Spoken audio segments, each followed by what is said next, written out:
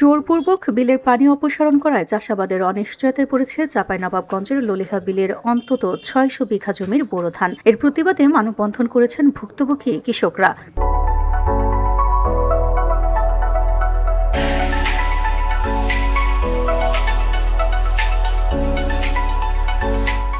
সোমবার বেলা ১১টার দিকে গোমস্তাপুর উপজেলা পরিষদে এই মানববন্ধন করেন ললিহা বিলের কৃষকরা। এ সময় তারা বলেন, বিলের ইজারাদার সবগুলো পানি জোরপূর্বক ছেড়ে দেওয়ায় বিলের আশেপাশে থাকা এসব জমির ধান পানিশূন্য হয়ে পড়েছে। বিল ছাড়া পানির অন্য কোনো উৎস না থাকায় এখন চরম অনিশ্চয়তা ও বেকায়দায় পড়েছেন ৬০০ বিঘা জমির কৃষকরা।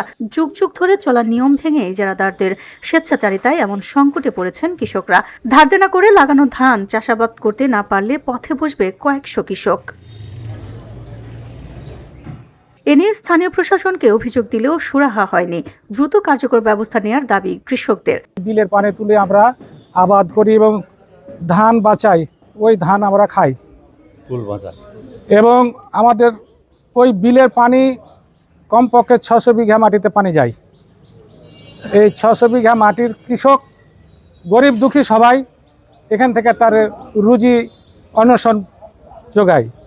এখন দখলদারবাদ এখন আজকে নতুনভাবে আমরা ইতিপূর্ব এরকম ঘটনা ঘটেছিল, কিন্তু আমরা বিলটাকে রক্ষা করেছি এবং এবারও দেখছি ফির কিছু দুষ্কৃত লোক এখন এই বিলটিকে ভোগ দখল করার জন্য আমাদের এই যে ক্ষতি হচ্ছে এগুলো তাদের কাছে কিছু মনে হচ্ছে না।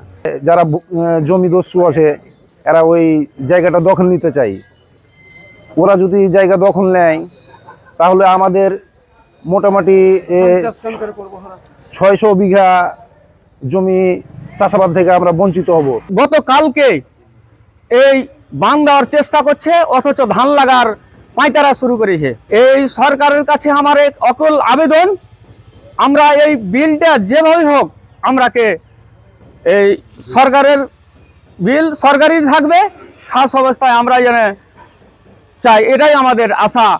ব্যবস্থা গ্রহণের আশ্বাস দিয়েছেন উপজেলা নির্বাহী কর্মকর্তা। আমি অভিযোগ পাওয়ার সাথে সাথেই আমি সহকারী কমিশনার ভূমিকে নির্দেশনা দিয়েছি যে বিষয়টি দেখার জন্য, এবং আমাদের যে নীতিমালা বিধিমালা যেটা আছে, যে সরকারি যে জলমহল ব্যবস্থাপনা নীতিমালায় যে কথাটা বলা আছে যে পুকুরের পানি সেচতে পারবে না যদি প্রয়োজনে ধান চাষ বা ফসলি জমি উৎপাদন কার্যে আর কি। তো সেক্ষেত্রে আমরা দ্রুতই খুব ব্যবস্থা নিয়েছি। মানববন্ধনে উপস্থিত ছিলেন কৃষক আবুল কালাম, আব্দুল রাকিব, আব্দুল আওয়াল, জালাল উদ্দিন, তরিকুল ইসলাম সহ অন্যান্যরা। VOD Bangla news desk.